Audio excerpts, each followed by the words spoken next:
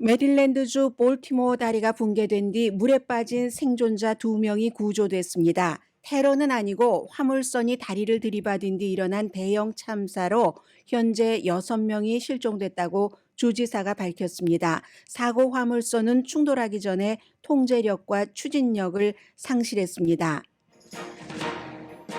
사고 화물선 달리는 싱가포르 선박이지만 현대중공업이 만들었습니다. 사고 직전 승무원이 비상 신호를 보내 더 큰 사고를 막을 수 있었다고 주지사가 밝혔습니다. 바이든 대통령이 지난 한 달 사이 격전지에서 트럼프 전 대통령을 따라잡고 있다는 여론조사 결과가 나왔습니다. 블룸버그와 모닝 컨설트 공동 여론조사로 몇 개월 사이 처음 있는 일입니다. 유권자는 국가 경제에 대해 여전히 비관적이긴 하지만 지역 경제에 대해서는 낙관적인 것으로 나타났습니다. 하버드와 해리스 폴이 더 힐과 공동으로 조사한 여론조사 설문조사에서도 바이든 대통령과 트럼프 전 대통령의 재대결이 더욱 치열해졌습니다. 트럼프 전 대통령의 사법 케이스는 2개의 판결이 나왔는데 하나는 트럼프에게 유리하게, 하나는 불리하게 나왔습니다. 사업 사기 벌금을 항소법원에 의해 일단 68% 줄여받았습니다. 그러나 일단입니다. 재판 날짜를 연기하려던 입막음용 돈 지불 사건은 연기받지 못해서 지금부터는 트럼프 전 대통령이 재판 날짜에 맞춰서 선거 캠페인 일정을 잡게 됐습니다. 또한 오늘 자신의 이름 이니셜인 DJP 주식 상장 거래 시작됐습니다. 미국이 유엔 안전보장이사회가 내놓은 가자지구 휴전안에 반대표를 던지지 않음으로써 통과된 뒤 이스라엘이 미국 대표단 파견은 취소했지만 이스라엘 국방장관은 오늘 바이든 대통령과 면담 예정대로 합니다. 트럼프 전 대통령은 이스라엘을 향해 가자 전쟁을 즉각 끝내지 않으면 이스라엘의 국제 평판이 나빠질 것이라고 말했습니다. 2000년에 식품의약국이 처음 승인한 낙태약 미페프리스톤에 대한 규제안이 연방 대법원에 의해 지금 심의되고 있습니다. 낙태 반대 의료진이 식품의약국을 고소한 이 케이스는 낙태약 사용 시기 등 낙태 환경을 바꿀 수 있습니다. 오늘 낙태약 제한 쪽에서 변호할 변호사는 정치적으로 극보수로 트럼프 지지자인 조시 하울리 연방 상원 의원의 와이프 에린 하울리입니다. 여러분 안녕하십니까? 오늘의 미국 강혜신입니다. 네, 메릴랜드주 볼티모어에서 날마다 한 3만 명 정도, 3만 명이 아니라 3만 대의 자동차가 통과한다고 하니까 지금 프란시스 스캇 키 브릿지가 한국 분들도 많이 익숙하실 텐데요. 인터스테이트 695 다 연결되는 다리라고 하죠. 화물선이 들이받았는데 이 화물선 자체에 대해서는 나중에 말씀을 드리겠습니다. 일단은 사람이 우선이니까요. 이 화물선을 한국의 현대중공업이 제조를 했습니다.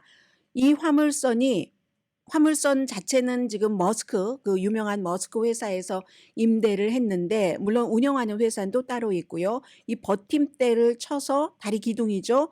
그래서 이제 지금 2명은 구조가 됐고 1명은 그 가운데 좀 위독하다고 하는데 이분들이 다리에서 뭔가를 보수 공사를 하고 계시던 분이랍니다. 6명은 파악되지 않았고 처음에는 7명이라고 했는데 한 분 줄어들었네요. 차 안에 있던 실종자는 지금 없는 것으로 알려졌습니다. 로스앤젤레스 시간으로 밤 11시 30분경에 일어난 이런 사건인데 그쪽 지역에 살고 계시는 분들은 아주 익숙하시겠죠. 페텝스코 강, 이 프란시스 스캇 키 브리지, 미국 국가 적은 그분 이름을 딴 그런 브릿지죠. 오늘 일단 주지사 웨스모어 주지사가 얘기한 내용부터 조금 들어보시겠습니다. 상상할 수 없는 비극이라고도 얘기를 했고요. 여러 가지 일단 그쪽 지역의 분위기부터 조금 주지사의 발표를 통해서 여러분들께 들려드리겠습니다. 지금 웨스모어 주지사의 I've ridden over the Key Bridge countless times. So many of us know the Key Bridge because it is our normal commute. This is a place that is a normal commute route for over 30,000 Marylanders every single day. 네, 통근을 하는 그런 다리니까 얼마나 많은 분들께 익숙하겠습니까? 이런 다리가 갑자기 무너져 버리자 그야말로 쇼킹한 거죠. The Key Bridge has collapsed. It's shocking and heartbreaking. And immediately, the first thought and the first ideas go back to what happened to the people, what was the impact on human life.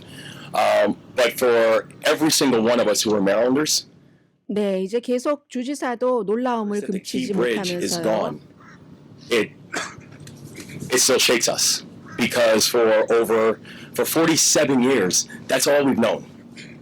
And so this is 네, 47년 동안이나 그 자리에 있어서 통근을 할 때 이제 사람들이 사용을 했었고 이 프란시스 스캇 키라는 바로 그 이름에 너무 잘 알려졌기 때문에 그냥 키라고만 부르는군요.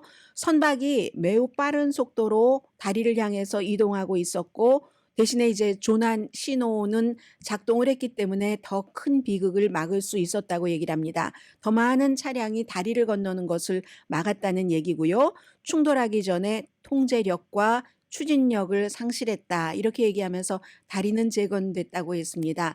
지금 그래도 겨울이잖아요. 로스앤젤레스 좀 따뜻하기는 합니다만은 해양 경비대가 아직도 지금 생존자를 다이버들이 찾고 있습니다. 볼티모어 그쪽 하버에 물이 현재 화씨로 한 48도 정도 된다고 하거든요.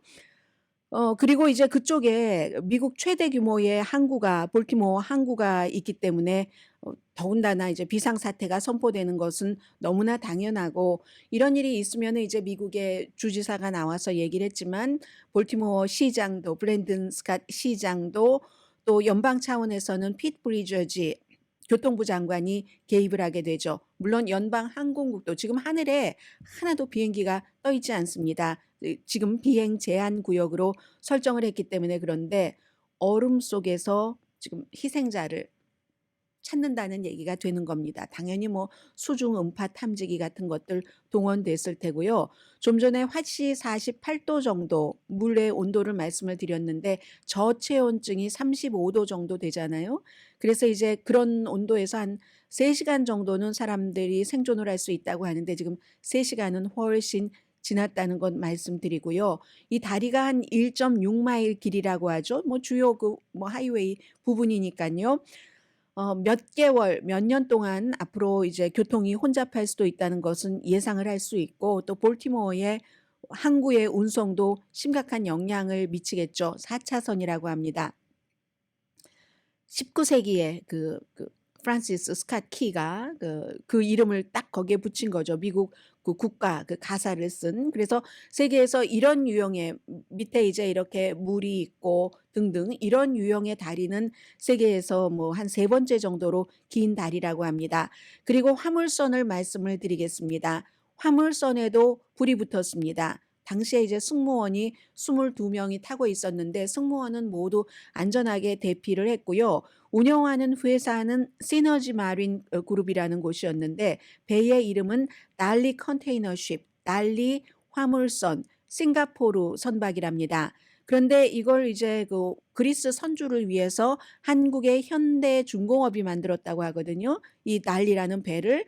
그리고 이제 머스크가 지금 임대해서 지금 넘어지진 않았지만 그 화물선에 보면 머스크라고 많이 써 있는 것이 보입니다.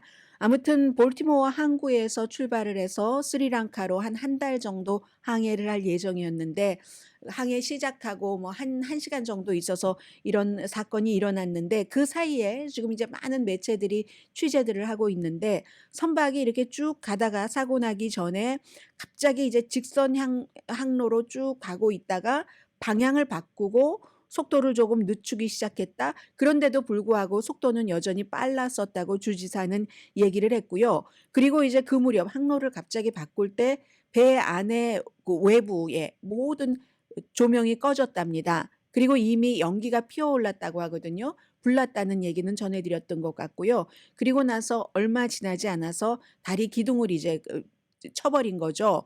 승무원, 조종사도 전부 구조됐다는 것 말씀드리고 2명의 조종사가 있었는데 2명의 조종사가 있었던 상황에서 이 같은 충돌은 상당히 이례적이라고 전문가들은 보고 있습니다.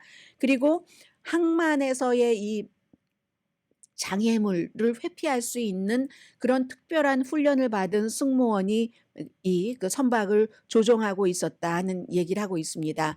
지금 제가 좀 전에 그 CNN 방송을 보니까 난리 컨테이너선이 2015년부터 27차례 검사를 받았고 그 당시에 이제 2015년부터 쭉 2가지 결함이 있었던 것으로 밝혀졌는데 그리고 사고가 나기도 했었고요. 2016년도 벨기에에서 항구를 떠나던 중에 이제 선미를 긁어서 뭐 선체가 조금 손상됐다 이런 일이 있었지만 그러나 마지막 2023년도 9월 9일 뉴욕에서 미국 그 해안경비대가 마지막으로 선박을 검사했을 때는 아무런 결함도 발견되지 않았답니다. 그래서 지금은 이제 뭐 구조에 집중을 하는 시기고 관계 당국은 이미 사고 원인이 무엇인가 하는 것을 조사에 들어갔을 텐데 그건 이제 기계적인 결함이 있을 수도 있고 인간의 실수일 수도 있고 뭐 당연히 무슨 외부 요인이라든가 테러라든가 이런 것은 이제 전혀 이거 없다는 배제하고 나서 기계의 결함인가 선박 자체의 결함인가 인간의 실수인가 인간도 뭐 예를 들어 조종사들이 뭐 그 전에도 많은 시간을 항해를 하고 쉬지 못했다든가 여러 가지가 이제 조사하면 나올 수 있겠죠. 그래서 지금으로서는 다행히 인명 피해가 크게 늘어나지는 않을 것으로 보여지고 한 분은 병원에 지금 입원해 계시고 나머지 6분은 다리가 중간이 이렇게 1.6마일인데 1.6마일이 다 무너진 건 아니고 거기서 이제 빔을 이렇게 딱 쳤을 것 아니에요. 그 구간이 그냥 다리도 뭐도 다 물속으로 가라앉아 버리고 말았다. 이게 메릴랜드주에서 있었던 일입니다. 저는 어제 다른 날보다 조금 일찍 자서 새벽에 2시 조금 넘어서 일어났는데 휴대폰을 키자마자 이 뉴스가 있어서 정말 깜짝 놀랐습니다. 그런데 어쨌든 이렇게 큰 테러와는 연관이 없는 사고이고 지금부터 이제 원인 조사에 들어갈 것 같습니다. 미국에서는 특히 볼티모어에 살고 계시는 분들은 많이 놀라셨겠다 하는 그런 아침이네요.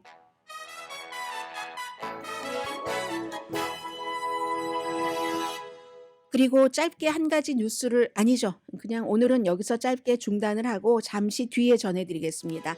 라디오 서울 방송 오늘의 미국 듣고 계십니다. 오늘 사실은 가장 중요한 뉴스는 볼티모어 그 다리의 붕괴와 지금 연방 대법원에서 구두 변론을 하고 있는 낙태약 케이스거든요. 그 전에 잠깐 트럼프 전 대통령의 사법 케이스에 대해서 좀 브리핑을 해드리겠습니다. 이게 지금 최종적으로 약간 하나가 약간 그 한국 언론에서 끝까지 다루지 않은 부분이 있는 것 같아서 그것부터 좀 정리를 하고 가겠습니다. 항소법원에서 어제 트럼프 전 대통령 2가지 가운데서 하나는 뉴욕에서 사업 사기를 한 것에 대해서 뭐 4억 5천 얼마를 내라고 해서 이자까지 합쳐서 거의 5억 달러다. 항소하는 기간 동안 걸어놔야지 되는 공탁금 그걸 항소법원에서 10일 안에 내면은 1억 7,500만 달러로 깎아주겠다. 그러면 한 68%가 삭감되는 건가요? 계산을 그렇게 해놨던데요. 그런데 이게 끝은 아니라는 겁니다. 열흘 안에 내면 그렇게 한다 하고 일단은 그렇지만 이게 뒤에 그것은 열흘 안에 내면 항소하는 동안에는 그 자산 압류가 없다는 얘기고 그렇다고 지금 판사가 얘기를 해놓은 4억 5천 얼마 이거를 전부 완전하게 결론을 지어서 깎아서 1억 7,500만 달러로 한 것은 아니라는 얘기입니다. 물론 그렇게 유지될 수도 있고 아니면 아닐 수도 있고 이건 50-50다. 일단은 이제 항소하는 동안 이 돈 내면 내겠다고 했어요. 트럼프 전 대통령. 그러면은 이제 그 나머지 자산 압류는 없다 하는 거고 또 하나 트럼프 전 대통령에게 승리인 게 지난번에 판사가 하도 오랜 동안 사업적으로 이렇게 사기를 하고 했으니까 3년 동안은 뉴욕에서 아들도 트럼프 전 대통령도 사업을 할 수가 없다라고 판결을 내렸죠. 그 부분에 대해서 항소법원은 시행은 일단은 연기입니다. 당장 그것도 시행하지 않고 항소하는 동안에는 항소 케이스가 끝나지 않으니까 그런 겁니다. 그럼 이게 트럼프 전 대통령의 캠페인에 영향을 미칠 수 있을까요? Yes. 영향을 미칠 수 있습니다. 기본적으로는 트럼프 전 대통령의 정체성과 대중적인 이미지 이런 것들 때문에 당연히 이제 영향을 미칠 수 있고 지금은 이제 어느 정도 부분적인 승리를 거뒀기 때문에 약간 괜찮긴 하지만 어제 이제 이 같은 판결이 나왔을 때 트럼프 전 대통령은 좀 건너편 법원에 있는 다 뉴욕에서 있는 거기 때문에 그 법원에 앉아 있었습니다. 연기해달라라는 그런 그 또 다른 케이스에 대해서는 연기를 받지 못했습니다. 4월 15일에 재판이 시작되는데 이건 형사법 위반입니다. 선거 기간 동안에 2016년도 그때 이제 입막음 돈을 주고 사업 기록을 위조하고 해서 34개 혐의거든요. 스토미 데니엘스라는 그 포르노 배우에게 돈을 주고 사업상에 썼다는 것으로 뭐 처리를 하고 하려니까 거짓말을 그렇게 많이 했다는 거예요. 검찰 측에서는 34개 혐의, 트럼프 전 대통령은 물론 34개 혐의 전부에 대해서 무죄를 주장을 합니다.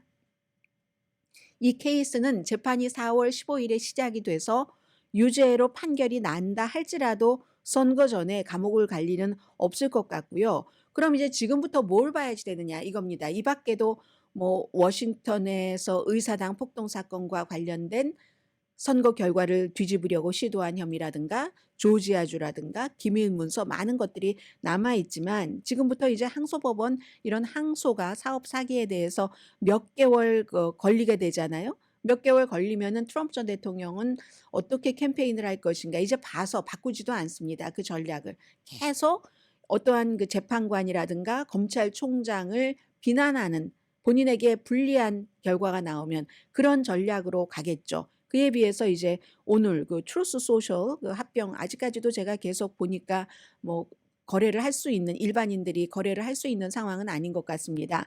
좀 전까지는 그랬거든요.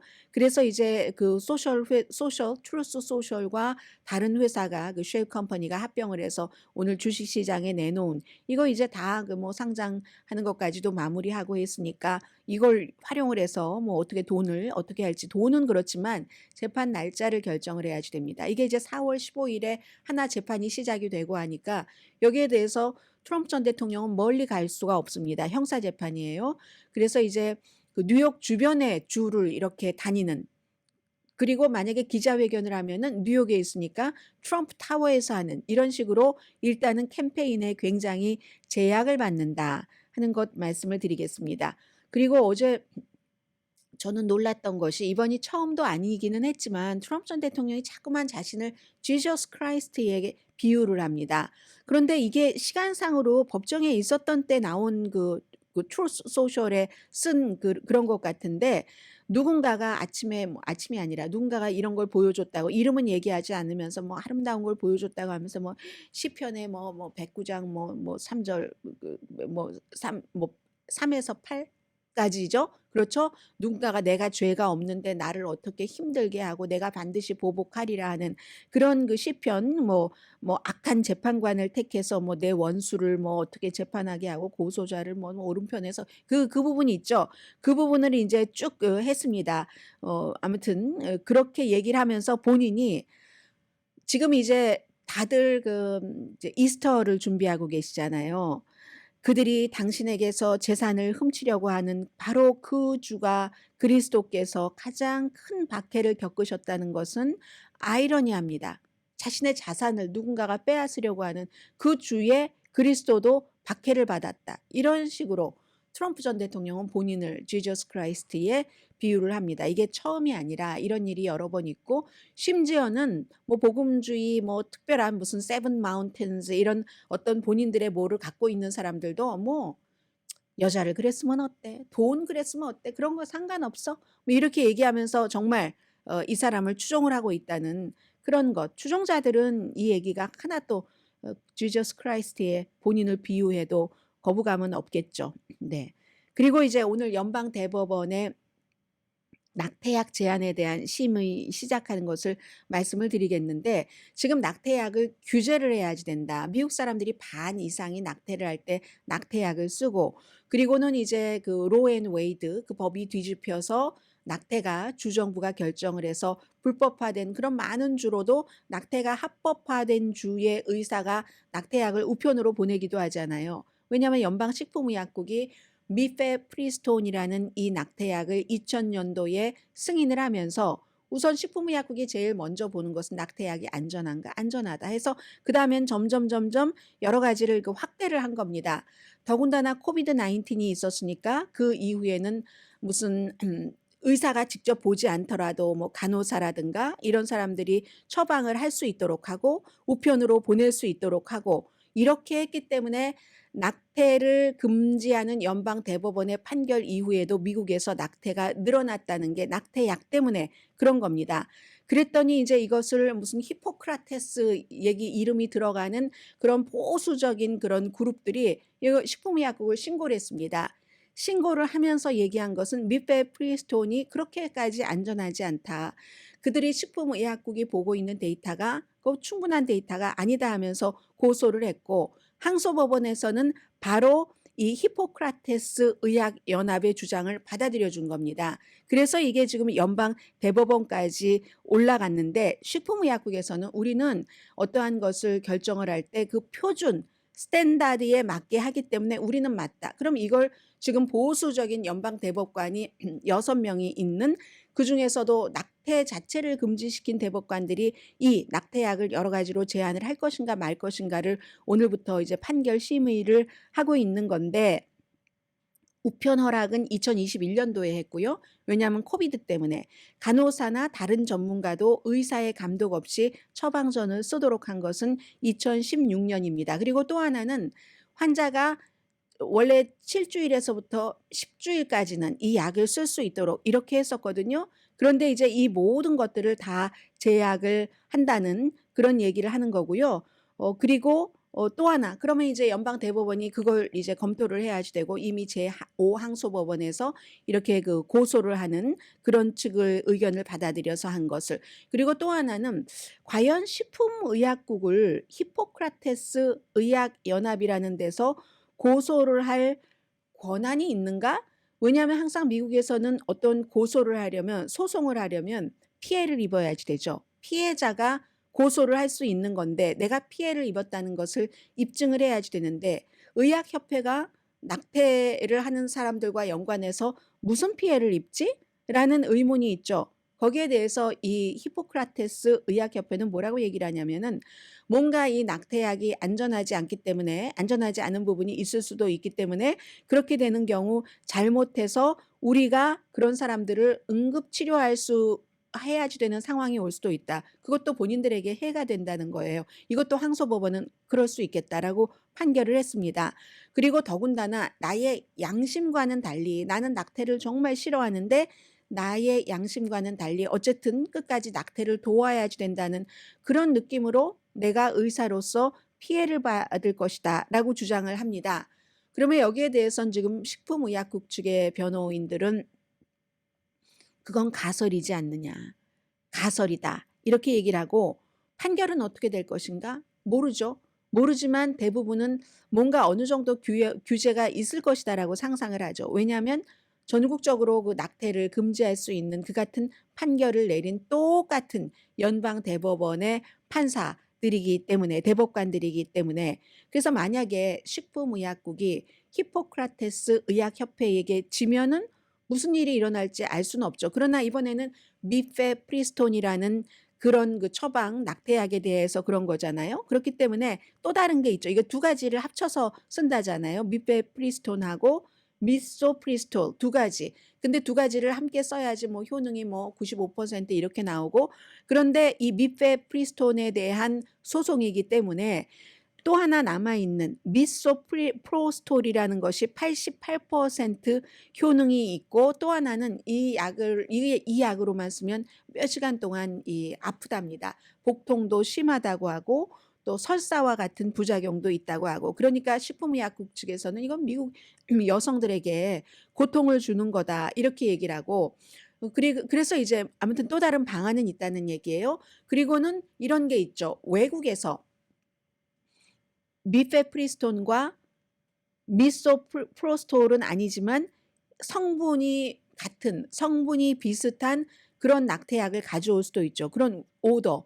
그건 이제 대부분 불법이겠죠. 그런 방법은 있다는 겁니다. 그렇지만 결론적으로는 이 낙태약 이 문제는 유권자의 손에 달려 있습니다. 왜냐하면 이번에는 법정에서 이러한 판결이 나온다 할지라도 식품의약국의 수장은 대통령이 선택을 합니다.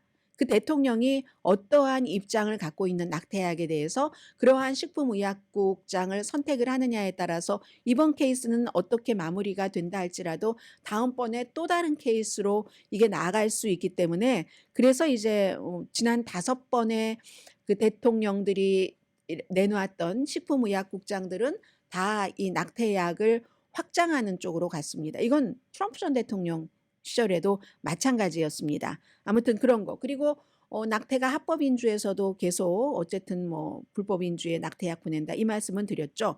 이게 이제 낙태. 그런데 오늘 이 소송에서요. 미국이 자꾸만 저로서는 뒤로 돌아가고 있다는 생각이 많이 듭니다. 모든 면에서. 아니 뒤로 돌아갈 수는 없겠죠. 앞으로 나가겠죠. 그러나 뒤로 돌리려는 그런 그 저항이라고 할까요? 그런 반박이라고 할까요? 이런 것들이 많은 곳에서 일어나고 있습니다. 정치계에서도 뭐 심지어 산업계에서도 트럼프 전 대통령은 화석연료 석탄을 그렇게 주장을 하잖아요. 지금 세계가 뒤로 갈 수 없는 이 상황에서 이 케이스도 히포크라테스 의학협회에서는 한 1800년도에 무슨 C자로 시작되는 특별한 무슨 법이 있는데 그 1800년도에 그 법을 가지고 나와서 방어를 한답니다. 그런데 이제 여기서 주목받고 있는 사람이 한 사람이 있는데요. 월스트리트저널이 자세히 그 보도를 했던데요. 변호사입니다. 에린 하울리가 히포크라테스 의학협회의 변호사로서 이 미페프리스톤 약에 대해서 여러 가지 규제를 해야지 된다 하는데 조시 하울리의 와이프입니다. 조시 하울리가 가장 트럼프 전 대통령을 지지하고 그리고 누구보다도 제일 먼저 뭐 1월 6일 의사당 사건에서도 그랬고 이거 부정선거야. 바이든이 대통령이 아니야. 의사당에 막 사람들이 시위하러 폭도들이 오면은 막 주먹을 휘두르면서 그들을 지지한다는 표시를 한 그 사람의 와이프거든요. 에린 하울리라는 사람. 굉장히 요즘에 막 뜨는 변호사예요. 보수 그 분야에 대해서는. 물론 이 변호사가 그 전에 낙태를 이제 조금 어렵게 하는 그래서 심지어 뭐 텍사스, 플로리다, 뭐 애리조나 많은 주에서 낙태에 관한 새로운 법이 나오는데 또 영향을 미쳤었던 변호사이기도 합니다. 에린 하울리. 남편과는 대조적으로 남편은 굉장히 뭐 아웃고잉하고 그러는데 이 와이프는 아주 철저하게 조용하게 일하는 스타일이라고 하거든요. 당연히 크리스천 보수죠. 크리스천 보수고 원래 뉴멕시코에서 태어났는데 아버지가 알코올리즘 무슨 우울증 이런 걸 알아서 본인은 끊임없이 그 아버지를 만족시키기 위해서 뭐 성과도 내고 등등 해서 텍사스 법대 다니다가 교수가 너는 예일로 가야지 돼 해서 이제 예일 법대를 갔는데 예일 법대에서 조시 하울리를 만나서 사랑에 빠져서 존 로버츠 그 보수 연방 대법원장 아래서 클락을 같이 두 사람이 부부가 했었다고 합니다. 그러다가 이제 이렇게 됐고 뭐 글쎄요. 그 상원의원인 남편도 와이프가 하는 이런 그 낙태라든가 이런 부분에 대해서는 굉장히 이제 그 지지를 하는 편이고 아무튼 이 변호사가 에린 하울리라는 변호사가 1873년도의 법이군요. 1873년도에 법을 인용을 해서 이 낙태약은 제한을 해야지 된다 하는 지금 이제 구두 변론들 서로 양측에서 하고 있고 그에 따라서 미국은 이 낙태나 낙태약에 대해서는 세계 어느 나라보다도 훨씬 좀 후진적인 그런 면이 있습니다. 잠시 뒤에요. 이게 바뀌기 시작하면 잠깐 바뀌는 건가? 기류인가? 하는 생각이 들거든요. 여론이 조금 달라지고 있다고 해서요. 격전지에서 그것도 하나가 아니라 2개의 여론조사 결과입니다. 잠시 뒤에 뵙겠습니다.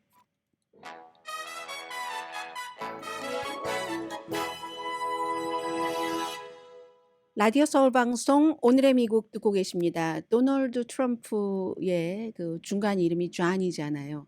도널드 존 트럼프 해서 오늘 지난주에 이제 합병 다 하고 주식시장 상장 마무리하고 주식 그 심볼이 이니셜 따서 DJT입니다. DJT 지금 많이 올라갔어요. 올라가서 시작할 때보다 지금 현재 아무튼 주식값이 한 주당 $69 되거든요. 얼마 전에 어제 그제 그 합병하는 회사 한 $65 정도에서 아무튼 올라갔습니다. 시작은 이거보다는 $65보다는 낮았을 거예요. 제가 시작이 얼마인지 잘 모르겠는데 오늘 처음 시작했으니까 한번 보겠습니다. 날짜로 그래프가 왜 아직 안 나와요?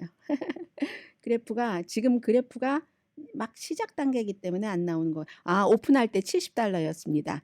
전에 그 장은 $49 95센트에 마감을 했는데 오픈할 때가 70이었고 지금은 70보다는 조금 적은 $68 어느 정도인가요? $69 80센트 그 정도 됐습니다. 그러니까 전장이 $45에서 굉장히 많이 그 변한 거죠. 이 DJT 많이 트럼프 전 대통령이 이래저래 지금 돈을 많이 벌고 있다는 말씀 드리면서요.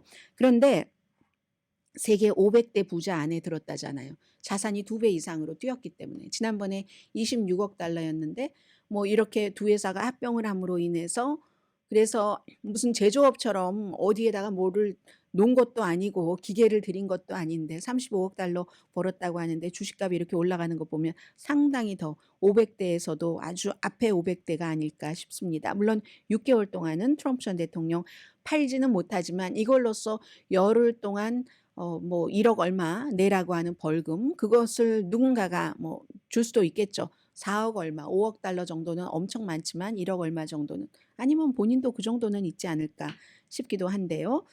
지금부터는 여론조사 결과를 두 가지를 말씀을 드릴 텐데 경제와도 연관이 됩니다. 지금 미국의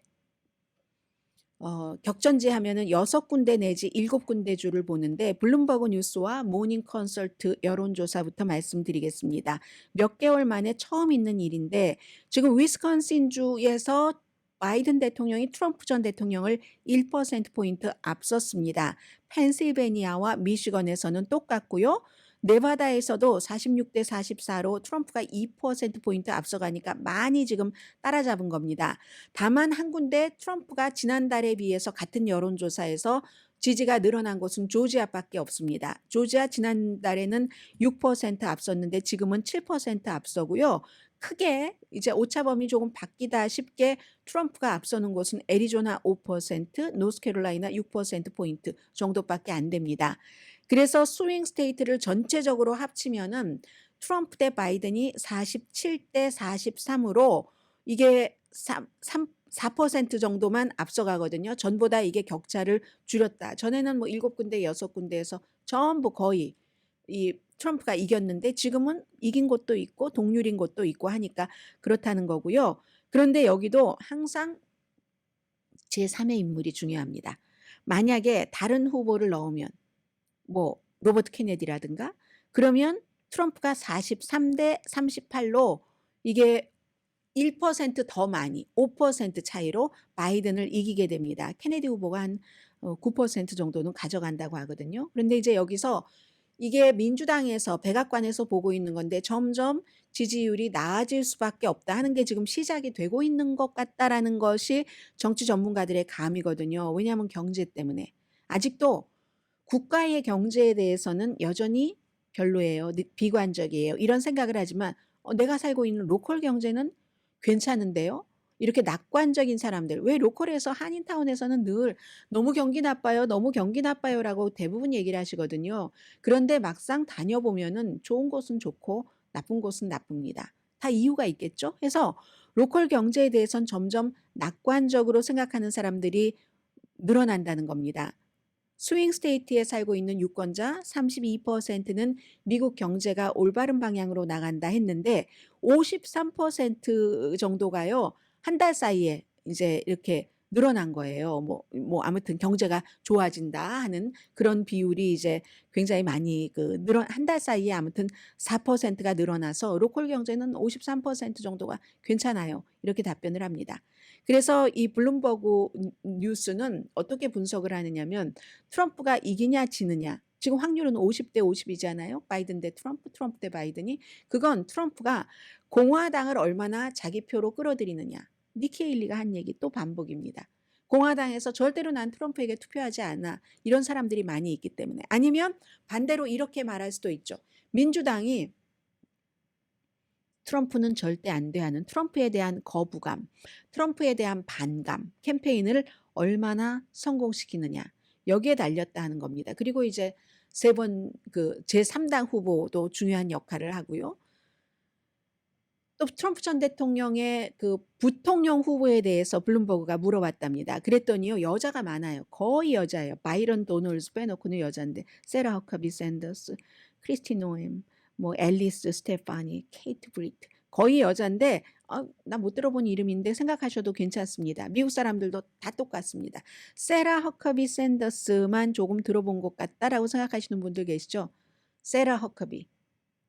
전에 백악관에서 첫 번째 백악관 대변인을 했었던 전 그 마이크 허커비 알칸소 주지사고 뭐 대선 후보로도 나왔고 경선에서 했었던 그 목사의 복음주의 목사의 딸이죠. 세라 허커비 샌더스만 빼놓곤 사람들이 나 누군지 모르겠어. 이 블룸버그 뉴스에서 이름을 제시한 사람에 대해서 그렇게 얘기를 했답니다. 근데 문제는요. 세라 허커비 샌더스에 대해선 비호감이 33%나 됩니다. 왜냐하면 백악관에서 트럼프 전 대통령이 막 거짓이라든가 아니면 말도 되지도 않는 소리를 한다던가 이럴 때마다 정말 아주 센스 있게 그걸 방어를 했었어야지만 됐잖아요.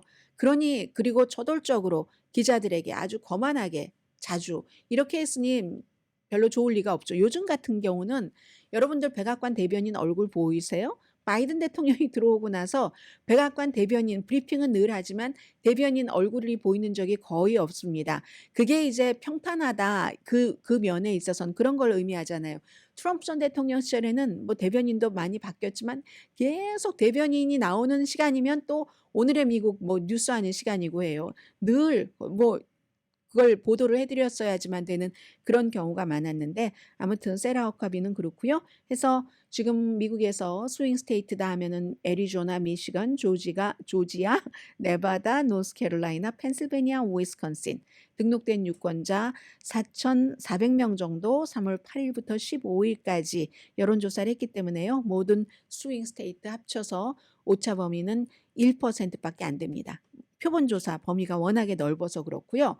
그리고 하버드 대학교에서도 여론조사했거든요. 하버드와 캡스 해리스 폴, 더 힐 의회신문의 의뢰로 여론조사를 했더니 역시 바이든과 트럼프 사이의 격차율이 줄어들고 있다는 겁니다. 가상승부에서 트럼프가 바이든에게 단 2%포인트만 많답니다. 현재. 그리고 9% 유권자가 결정을 내리지 못했거든요. 2% 차이에서 9%가 결정을 내리지 못했다. 이 9%가 트럼프는 나를 끌어와야지 되는 공화당 표일 수도 있고 민주당이 절대로 내가 트럼프가 싫어서 바이든 밉지만 바이든 만족스럽지 않지만 바이든에게 투표를 해야 되겠어. 이런 쪽으로 가져가느냐. 그 9% 그것이 문제로다라는 얘기가 되고요. 여전히 뭐 트럼프 전 대통령이 약간 위이기는 하지만 2월 달에는 같은 여론조사에서 바이든 대통령에 비해서 6% 앞섰거든요. 그런데 지금은 2%로 4%포인트나 줄였으니까 많이 이게 줄어든 것. 그리고 역시 이 조사에서도 로버트 케네디가 들어가면 트럼프의 지지율이 조금 높아집니다. 등록된 유권자 2,111명을 대상으로 3월 20일과 21일에 실시한 여론조사 결과 그런데 대체적으로 여론조사를 하는 사람들은 이런 추세가 이렇게 가다가 어느 순간이 되면 민주당의 희망사항은 이걸 바이든이 뒤집겠구나. 경제와 연관이 돼서 이렇게 보고 있는 거죠. 대통령은 할 일이 많습니다. 지금 볼티모어 다리가 무너진 것에 대해서 아마 연설을 할 준비를 하고 있는 것 같아요. 백악관에 카메라 연단 마련됐습니다.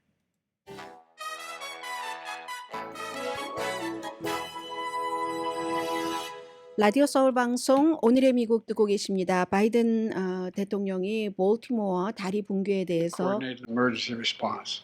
연설하고 Officials 있습니다. at the scene estimate 8 people were unaccounted for still, not still, were unaccounted for. That number might change. 2 have been rescued, 1 without injury, 1 in critical. 대통령이니까 이제 당연히 그 연방 정부도 할 수 있는 서로 협력을 해서 현재의 포커스를 두고 있는 구조 작업 그리고 이제 그 구조를 하려는 그 목표하는 사람의 인원수도 변동될 수 있고 그러나 연방 정부로서는 구조 작업뿐만이 아니라 그 다리 붕괴 그 이후에 해야지 될 모든 것에 대해서도 지금 당연히 모든 힘을 주겠다는 얘기를 하고 있습니다. Everything so far indicates that this was a terrible accident. At this time, we have no other indication, no other. 사고라는 점을 상당히 강조를 하고 있죠. 왜냐하면 사람들은 뉴스를 처음부터 끝까지 듣지 않고 왠지 저 무슨 일로 다리가 붕괴됐지? 특히 화면만 봤다든지 그런 경우에 불안감이 생기니까 액시던트였다는 사고였다는 것을 대통령이 강조를 하고 있습니다. Which undoubtedly saved lives. And our prayers are with everyone involved in this terrible accident and all the families, especially those waiting for. 네, 당연히 이제 군 통수권자는 역시 사람들의 마음을 토닥이는 그런 통수권자이기도 합니다. 이 사건에 관련된 희생자 그리고 피해자 모든 분들을 위해서 기도한다는 얘기도 하고 있고요. And to the people of Baltimore who want to say, we're with you. We're going to stay with you as long as it takes. And like 네, Governor said, 볼티모어 사람들에게 얘기를 하고 있군요. 이 모든 것들이 수습될 때까지 얼만큼의 시간이 걸리든지 여러분과 함께 할 겁니다. Stay with you 할 것이라고 얘기를 하고 본인이 이미 볼티모어의 주지사와도 지금 다 연관을 해서 관련 조치를 취하고 있다고 바이든 대통령이 말하고 있습니다. the Army Corps of Engineers is on the spot and is going to help. 육군 공병대도 가서 이제 도와준다고 얘기를 하고 Port of 있고요. Baltimore is one of the nation's largest shipping hubs. 이제 그곳이 항구로서 굉장히 큰 항구이기 때문에 또 연방 정부에서 필요한 조치도 있을 테고 하는 여러 가지를 말하고 있습니다. Top port in America for both imports and exports of automobiles and light trucks. 아, 경트럭하고 그 자동차 같은 것도 수입이나 수출을 할 때 바로 그 볼티모어 항구를 많이 통과하는가 보군요. 1,000 jobs depend on that port. And we're going to do everything we can to protect those jobs and help those workers. 네, 그 일자리 항구의 모든 뭐 수천 개의 일자리도 다 보호하고 For the Northeast Corridor. 한다는 얘기요. Over 30,000 vehicles cross the Francis Scott Key Bridge on a daily basis. 네, 그 키브리지 하루에 3만 대가 Most important 통과한다는 elements 얘기요. for the economy in the Northeast and the quality of life. My transportation secretary is there now. As I told you, 경제와 그 생활의 질과 연관이 되겠죠. 다리가 그렇게 갑자기 무너져 버렸기 때문에. 그래서 마이 교통부 장관이라고 얘기를 하죠. 피트 브리저지가 이미 볼티모어에 가 있네요. 연방 그 교통부에서 함께 작업하고 도와줄 수 있는 것을 하기 Congress to 위해서요. make sure the state gets the support it needs. It's my intention 의회도 the federal government will pay for the entire cost of reconstructing that bridge. 어 And I expect to 다리는 연방 정부에서 이제 다리를 이제 하는 그 돈은 다 지원을 한다고 하고 의회에서도 할 수 있는 지원을 뭐 당연히 하는 것을 지금 고려들을 하고 있겠죠. You know, we're not leaving until this job gets done. Not leaving until then. So I just want to say God bless everybody who everyone harmed this. 네, 이제 God bless 이렇게 얘기를 하면은 연설이 거의 끝났다는 것 알 수 있고요. 바이든 대통령도 이제 모든 것을 볼티모어의 분들 경제적인 것도 사실은 이런 때는 굉장히 영향을 많이 받으니까 그 경제적인 나쁜 영향을 최소화하기 위해서 모든 것을 하겠다는 것을 대통령이 국민들을 안심시키는 그런 의도에서 지금 연설을 끝냈습니다. 미국이 유엔 안전보장이사회 10개국 상임이사국은 아니고 한국을 포함해서 알제리 포함해서 이제 얘기를 한 즉각 휴전과 인질 이스라엘 하마스 전쟁에 대해서 여기에 대해서 비토를 하지 않고 기권을 했습니다. 기권표이기 때문에 이게 이제 통과가 돼서 어제 말씀드렸죠. 이스라엘의 장관들이 오려고 하다가 안 오게 됐는데 그런데 국방장관은 오늘 대통령 또 이제 이스라엘의 요바브 갈란트 그 국방장관 만나러 가겠네요. 미국 국무장관과 함께 만나고 대통령도 뭐 어떻게 뭐 접촉을 하고 하는 것 같습니다. 아무튼 말만으로는 안 된다. 이스라엘에 대해서 바이든 대통령은 나는 올드 패션드 정치인이기 때문에 뭐 벤자민 네탄야후와 40년 동안의 어떤 그 관련이 있으니까 말로 하면 되겠지 했는데 안 되니까 지금 유엔에서 그런 일이 있는 거고요. 심지어는 트럼프 전 대통령도 우선 오늘의 미국 도와주시는 분들부터 말씀을 드려야지 되겠는데요. 트럼프 전 대통령도 지금 이스라엘을 향해서 가자 전쟁을 즉각 끝내지 않으면 이스라엘의 국제적인 평판이 나빠질 것이다. 이렇게 얘기를 했거든요. 그런데 여기선 두 가지를 봐야지 되는 게 트럼프 전 대통령은 지금까지 아무 얘기도 하지 않았고 이스라엘 편이고 벤자민 네탄야후와 친하고 합니다. 그런데 트럼프 전 대통령이 이제 와서 이 얘기를 했다는 것은 그만큼 이스라엘에 대한 평판이라든가 해도 너무하네 하는 국제적인 여론이 굉장히 강하다는 겁니다. 그런 것을 트럼프 전 대통령이 누구보다도 빨리 파악하잖아요. 그게 하나고, 두 번째는 트럼프 전 대통령은 어떠한 일에 분명히 나한테 이득이 될 것이다, 이게 그런 확신이 있을 때 움직입니다. 정치인으로서는 이건 해야지 되는 일이야 손해를 보더라도 그런 일은 안 합니다. 강희신이었습니다.